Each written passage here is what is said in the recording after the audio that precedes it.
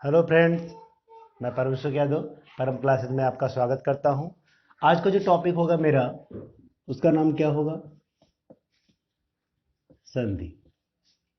संधि की बात करें, संधि को इंग्लिश में क्या कहते हैं? ज्वाइनिंग। ज्वाइनिंग का मतलब अगर आप समझें तो क्या होता है? मेल।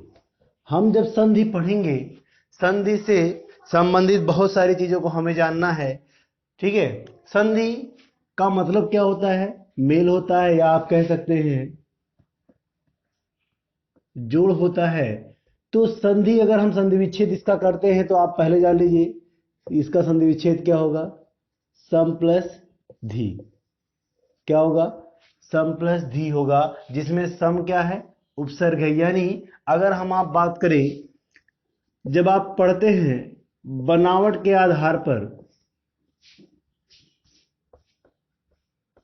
शब्द के भेद के बारे में, तो बनावट के आधार पर शब्द के कितने भेद होते हैं? 3 होते हैं। रूढ़, यौगिक और योग रूढ़। बनावट के आधार पर हम क्या पढ़ते हैं? शब्द के 3 भेद पढ़ते हैं, रूढ़, यौगिक और योग रूढ़। और इस यौगिक के अंतर्गत हम किसको किसको पढ़ते हैं? 4 चीजों को, जिसमें पहले नंबर पर संधि आती है, समास आता है, उपसर्ग आता है और प्रत्यय। इन चारों के माध्यम से किसका निर्माण होता है? शब्द की रचना होती है। यानी कि शब्द का निर्माण होता है। अगर आपसे पूछे शब्द रचना कितने प्रकार से की जाती है, तो शब्द रचना 4 प्रकार से होती है: संधि, समास, उपसर्ग और प्रत्यय। और ये चारों किसके अंतर्गत आते हैं? यौगिक के अंतर्गत आते हैं। यौगिक का मतलब वह शब्द जो 2 या 2 से अधिक शब्दों या शब्दांशों के योग से बनता हो, उसे यौगिक कहते हैं। लेकिन वही यौगिक शब्द जब कोई विशेष अर्थ प्रकट करता हो, तो वह क्या कहलाता है? योग रूढ़ कहलाता है। क्या कहलाता है? योग रूढ़ कहलाता है। तो हमें पढ़ना क्या है? संधि पढ़ना है, समास पढ़ना है, उपसर्ग और प्रत्यय, जो किसका रूप है? यौगिक का रूप है। यानी आप कह सकते हैं संधि के माध्यम से आप क्या करते हैं? शब्द रचना करते हैं। क्या करते हैं? शब्द रचना करते हैं। तो हमें संधि से क्या करना है? शब्द रचना करना है। शब्द रचना करने के लिए हमें सबसे पहले यह जानना आवश्यक है कि शब्द क्या होता है। आपको बता दें, 2 या 2 से अधिक वर्णों के सार्थक समूह को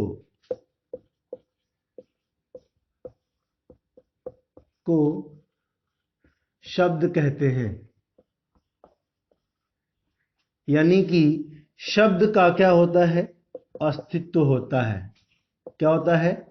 अस्तित्व होता है, पहचान होती है। ठीक है। यानी अस्तित्व क्या होता, शब्द का क्या होता है? अस्तित्व होता है, पहचान होती है। जैसे एग्जाम्पल के तौर आप देखें, मैंने एक शब्द लिखा कमल। तो कमल का अस्तित्व क्या है? कमल किस रूप में जाना जाता है? फूल के रूप में। यानी कमल मैंने नाम लिया तो इसका सार्थक रूप क्या निकला? क्या है? फूल है। लेकिन अगर यहीं पर हमें कहते लमक, तो क्या लमक जो है इसका कोई अस्तित्व है? कोई शब्द है? नहीं ना। इसका मतलब है यह निरर्थक है।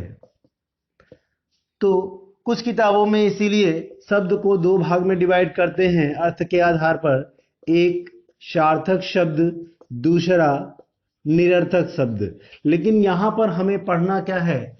शब्द रचना के बारे में। यानी अगर हमें शब्द का निर्माण करना है तो वह शब्द निरर्थक ना होकर क्या होगा? सार्थक होगा। यानी हमें सार्थक शब्दों के बारे में ही पढ़ना है। ठीक है। निरर्थक शब्दों का प्रयोग नहीं करना है। अब हम आगे बढ़ते हैं। तो हमें सबसे पहले जानना है कि शब्द को जब दो भाग में हम तोड़ेंगे उसे क्या कहेंगे। यानी कि अगर आप शब्द को दो भाग में तोड़ेंगे तो वह संधि विग्रह या संधि विच्छेद कहलाएगा। यानी पदों को अपने वास्तविक रूप में लाना ही क्या कहलाता है, संधि विच्छेद कहलाता है। तो संधि विच्छेद करने से पहले हम किसको पढ़ते हैं, संधि विग्रह, संधि के बारे में। तो संधि का मतलब क्या होता है भाई, मेल होता है। अब संधि की परिभाषा हम पढ़ते हैं। दो शब्दांशों, दो शब्दों या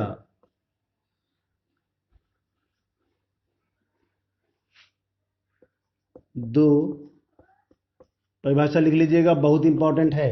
दो शब्दों या शब्दांशों, शब्दांशों का मतलब ये होता है या तो यह प्रत्यय होंगे या तो ये उपसर्ग होंगे। शब्दांश हमेशा प्रत्यय या उपसर्ग होता है। शब्दांश का मतलब होता है शब्द का एक भाग। दो शब्दों या शब्दांशों के निकटवर्ती वर्णों के मेल से उत्पन्न विकार या परिवर्तन को क्या कहते हैं, संधि कहते हैं। इस परिभाषा को हमें समझने के लिए कुछ एग्जाम्पल मैं दे रहा हूं, उसको देखिएगा। जैसे कि एग्जाम्पल लिखा मैंने, सूर्य प्लस उदय, ये आपके दोनों क्या हैं, शब्द हैं जिनका एक सार्थक रूप है। यानी कि दो शब्दों का हमने कहा है क्या, निकटवर्ती वर्ण। निकटवर्ती का मतलब कि जो एक दूसरे से निकट हो। इस शब्द का निकटवर्ती वर्ण क्या है, अ है। इस शब्द का निकटवर्ती वर्ण क्या है, उ है। यानी इन दोनों के निकट, दोनों शब्दों के निकटवर्ती वर्ण क्या है, अ और उ। यानी कि दो या शब्दों या शब्दांशों के निकटवर्ती वर्णों के मेल से उत्पन्न विकार। अब इन दोनों के मेल से विकार क्या उत्पन्न होगा, अ और उ मिलके क्या हो जाता है, ओ हो जाता है। यानी आप कह सकते हैं कि जो विकार उत्पन्न हुआ वो क्या आया है, वो विकार का मतलब होता है ध्वनि में परिवर्तन। यानी अ और उ मिलके ओ हो गया, तो इसके और इन दोनों के अ उ के स्थान पर क्या लिख सकते हैं, ओ। तो ये जो शब्द बनेगा, नया शब्द, उसका नाम क्या होगा, सूर्योदय। क्या होगा, सूर्योदय। सेम ऐसे ही दूसरा एग्जाम्पल आप देख सकते हैं। जैसे मैंने एग्जाम्पल लिखा वी प्लस अर्थ, यहां पर क्या है, वी प्लस अर्थ। यहां पर देखिए छोटी ई है और यहां पर क्या है, अ है।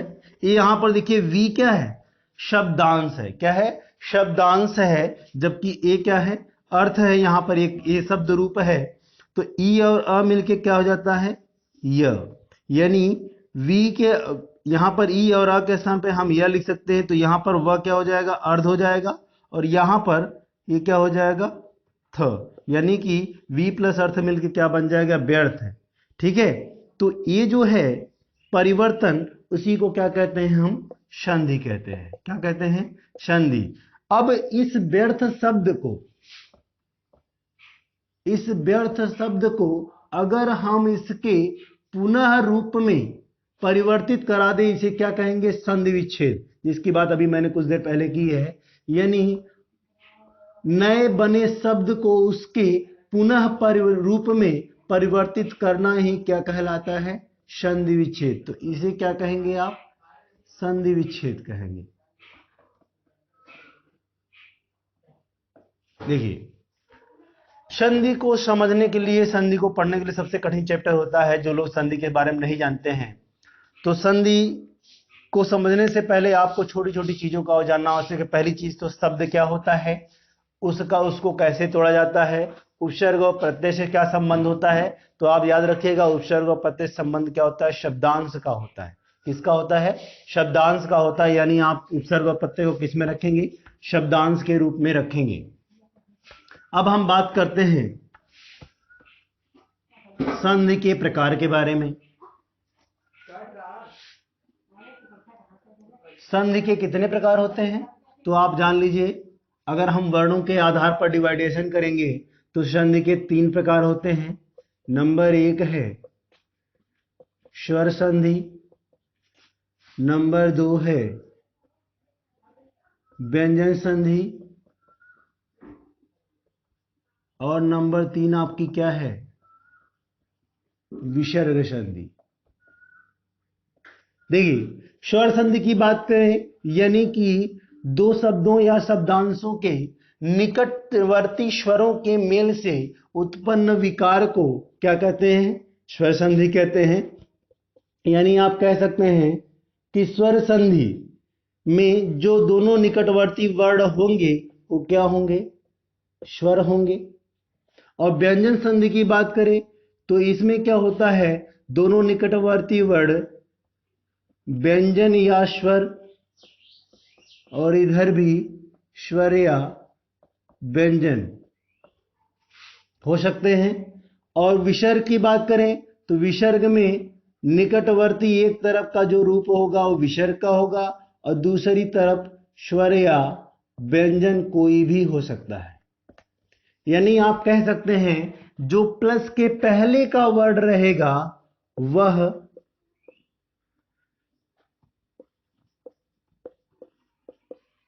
प्रथम शब्द या शब्दांश का अंतिम वर्ण होगा। क्या होगा, प्रथम शब्द या शब्दांश का अंतिम वर्ण होगा, जबकि जो द्वितीय वर्ण होगा, द्वितीय शब्द या शब्दांश का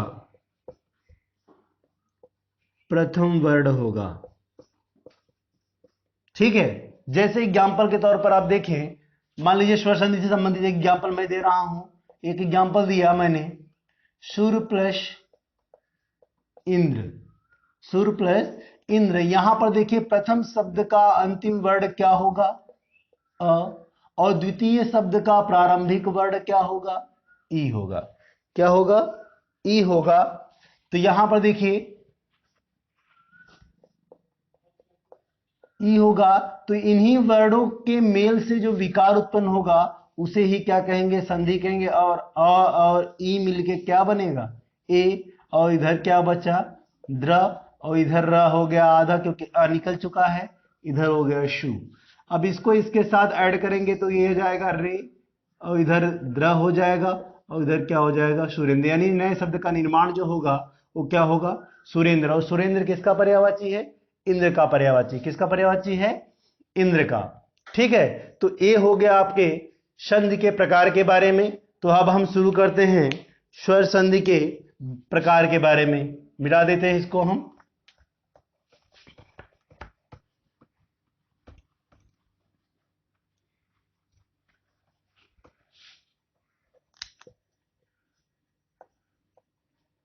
स्वर संधि, स्वर संधि में पहली संधि आती है दीर्घ संधि। अब इसके प्रकार की बात करें तो पहले नंबर पर दीर्घ संधि है, दूसरे नंबर पर आती है गुण संधि, तीसरी है आपकी वृद्धि संधि, चौथी है आपकी यण संधि, पांचवी है अयादि संधि। देखिए दीर्घ संधि की बात करें, दीर्घ का मतलब क्या होता है भाई, बड़ा होता है। क्या होता है, बड़ा। यानी कि इसका जो नियम बनेगा वो क्या बनेगा, अ या आ हो, उसके बाद अ या आए, तो इसका हमेशा क्या आंसर होगा, बड़ा। छोटी है या बड़ी है, इसके बाद फिर छोटी या बड़ी है, तो इसके स्थान पे हमेशा क्या होगा, बड़ी। सेम ऐसे ही छोटा ऊ या बड़ा ऊ है, फिर छोटा ऊ या बड़ा ऊ आएगा, तो इसमें हमेशा क्या होगा, बड़ा ऊ। और री की बात करें तो री जो है हिंदी में एक ही री पढ़ा जाता है, तो इसलिए आप बाद में इसको साइड में रखेंगी। ठीक है, ये हो गया हमारे दीर्घ संधि के बारे में। तो सबसे पहले आप ये जानिए कि स्वर संधि के प्रकार कितने होते हैं। स्वर संधि के 5 प्रकार होते हैं। कितने होते हैं? 5 प्रकार। ये आपके एग्जाम में पूछा भी गया है। ठीक है, स्वर संधि किसे कहते हैं इसके बारे में मैंने बताया कि दो स्वरों के मेल से उत्पन्न विकार को क्या कहते हैं? स्वर संधि कहते हैं। सबसे छोटी परिभाषा है, या आप इसको सब विस्तार से परिभाषा सुनना चाहते हैं तो ऐसे है कि दो शब्दांशों या शब्दों के निकटवर्ती स्वरों के मेल से उत्पन्न विकार को क्या कहते हैं? स्वर संधि कहते हैं। तो ये जो अ या आ होगा ये प्रथम शब्द का अंतिम वर्ण होगा। ए और आ जो है, ए और आ जो है ये द्वितीय शब्द का प्रारंभिक वर्ण होगा। अब एग्जाम्पल के तौर पर हम समझते हैं, ये मिटा देते हैं आप, क्योंकि अब हम शुरू कर रहे हैं दीर्घ संधि के बारे में। ज्यादा नहीं समझाएंगे, थोड़ा समझाएंगे, आप समझ जाएंगे। देखिए, बड़ा ही आसान तरीका, बचपन से रटते हुए आए हैं। जैसे हमने एक एग्जाम्पल लिखा, हेमधन आलय। यहां पर क्या है? अ है, और यहां पर क्या है? आ। अधन आ मिलेगा तो क्या बनेगा? आ। ये जो आ आएगा ये किसके साथ जुड़ेगा? मां के साथ। किसके साथ जुड़ेगा? मां के साथ, यानी मां अब क्या हो गया? मां। इधर क्या बचा? लय। और इधर क्या बचा? ही। कितना आसान तरीका है हिमालय।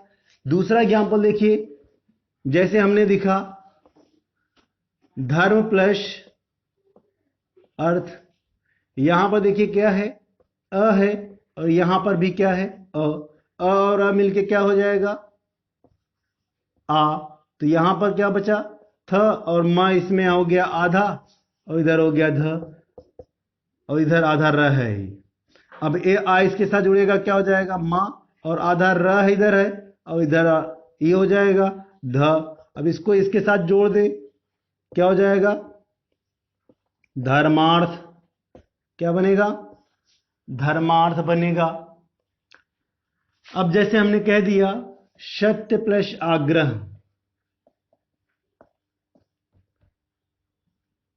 सत्य प्लस आग्रह। अ यहां पर क्या है? आ। तो अ और आ मिलके क्या हो जाएगा? आ। तो आ किसके साथ जुड़ेगा? य के साथ। तो ये हो गया त्या, और इधर हो गया ग्रह, और इधर क्या हो जाएगा? श। ठीक है, तो ये क्या हो जाएगा? सत्याग्रह। अब देखिए अगला जो हम बताने वाले हैं ई के बारे में। देखिए अभी मैं जो है ई अ और आ के बारे में, ई और बड़ी के बारे में एग्जाम्पल आसान आसान दे रहा हूं। जैसे देखिए अगर हमने कह दिया,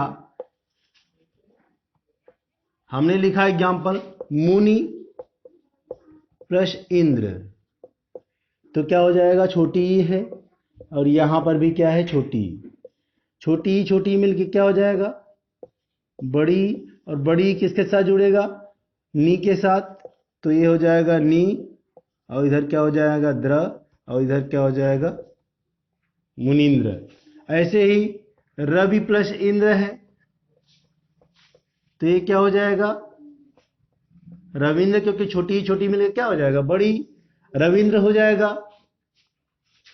अब जैसे मैंने कह दिया शची प्लस इंद्र, क्या हो जाएगा?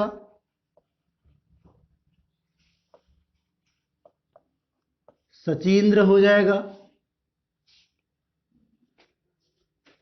अब आपके एग्जाम, अब जैसे मैंने एक एग्जाम्पल लिखा और फिर बाद में आपसे पूछूंगा, अभी प्लस इप्सा। यहां पर देखिए छोटी ही है, और यहां पर क्या है? बड़ी। छोटी बड़ी मिलके क्या हो जाएगा? बड़ी। तो यहां पर क्या हो जाएगा? अभिप्सा। आप हमेशा याद रखिएगा, कभी भी नोट करके लिख लीजिएगा सभी लोग। मैं इसको मिटा दे रहा हूं, नोट करके जरूर लिख लीजिएगा। छोटी ई या बड़ी ई के बाद श, आधा श, श, या छ आए, ई या बड़ी के बाद श या आधा श या इप्सा या छ आए, तो ई या बड़ी ई में इनके पहले हमेशा किसका प्रयोग करते हैं? बड़ी का प्रयोग करते हैं। यानी ई या बड़ी के बाद अगर इनमें से कोई भी वर्ड आ जाएगा तो छोटी ई का प्रयोग कभी नहीं करेंगे, हमेशा किसका प्रयोग करेंगे? बड़ी ई का। जैसे हमने अभी एग्जाम्पल भी दिया था आपको, अभी प्लस, अगर मान लीजिए आपसे एग्जाम में कभी पूछ ले कि अभिप्सा का संधि विच्छेद क्या होगा, समझिएगा, इसी से पहचानेंगे अभिप्सा का संधि विच्छेद क्या होगा। ऑप्शन दिया हुआ है अभी प्लस इप्सा, दूसरा ऑप्शन है अभी प्लस इप्सा, तीसरा ऑप्शन है अभी प्लस इप्सा, चौथा ऑप्शन है